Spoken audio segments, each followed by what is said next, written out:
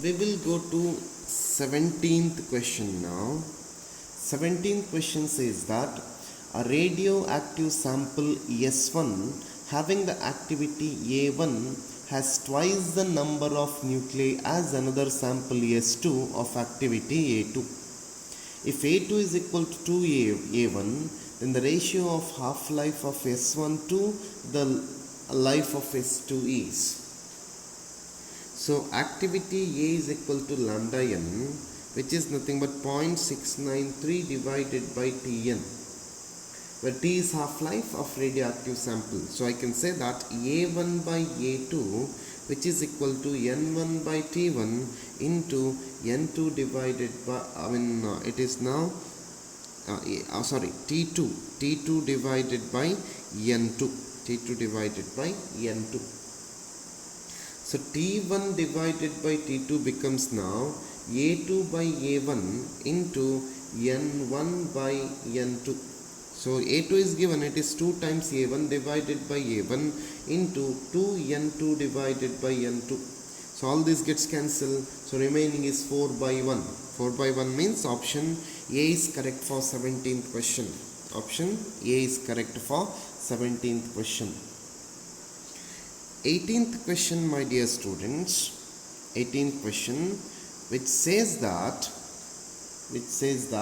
when a neutron is disintegrated to give a beta particle, a neutrino alone is emitted, proton and neutrino are emitted, a proton alone is emitted, a proton and antineutrino are emitted.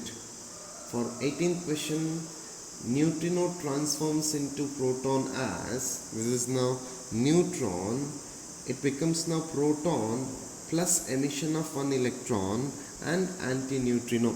So option D is correct for 18th question. Now we will move to 19th question.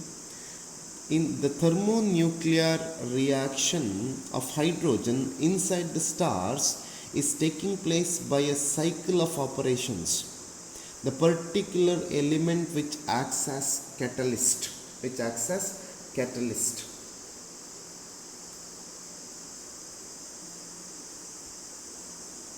Actually, I can answer you directly. The carbon is acting like a catalyst, but we will see the carbon cycle once.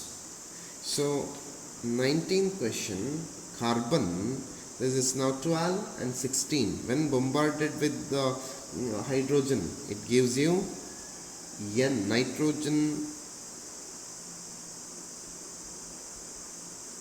1.93 mega electron volt energy. This is first equation.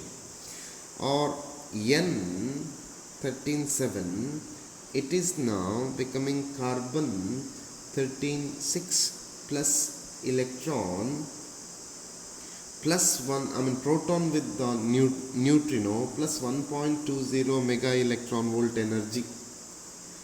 The carbon decomposes now 13.6. When it is bombarded with hydrogen, it becomes now nitrogen 14.7 plus gamma plus 7.6 mega electron volt. This is equation 3. This is equation 2.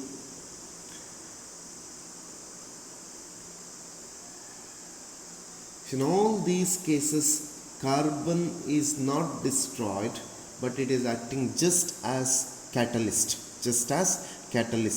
For 19th question, option is D. Carbon is acting like catalyst. Now we will move to 20th question. 20th question says that the fraction of the initial number of radioactive nuclei which remains undecayed after half of a half-life of radioactive sample is half of half-life. If I consider N0 is initial number of radioactive nuclei and N is number of nuclei remain undecayed, then N by N0, which is equal to half to the power N.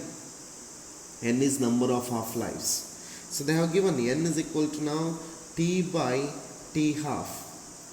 which can be written as 1 by 2 t half divided by t half, which is equal to 1 by 2. So n by n naught becomes equal to now half to the power half. So it is now 1 by root 2. It is 1 by root 2. So option for 20th question is D. Option for 20th question is D. 21st question, 1 Curie represents. 21st question, 1 Curie represents. It is 1 Curie means 3.7 into 10 to the power 10 decays per second, or it is now 3.7 into 10 to the power 10 becquerel. It is now 37 gigabecquerel. 37 gigabecquerel. So option for 21st question is B. It is B.